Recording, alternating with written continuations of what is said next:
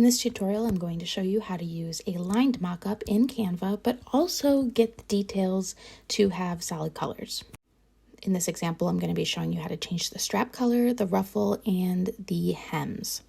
So this is a cute little dress with bummies underneath. I'm going to go on ahead over to the draw tool.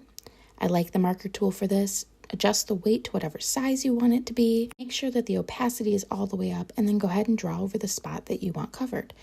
Go to position, drag those designs you just drew down, and look at that. It's now behind the mock-up. I'm going to go ahead and repeat this so you can see it again.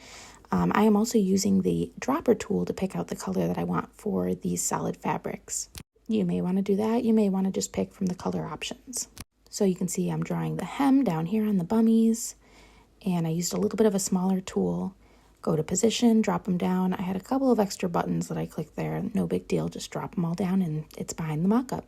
Now I'm going to do a little bit of a bigger area and color in this ruffle blue. So I'm using the dropper tool again. Then I'm coming on in and drawing. We'll skip past all of this so you don't have to watch me trace it all. And then when you're done, again, go to position, drag that layer down, and you are done. This can be done the exact same way with a realistic mock-up.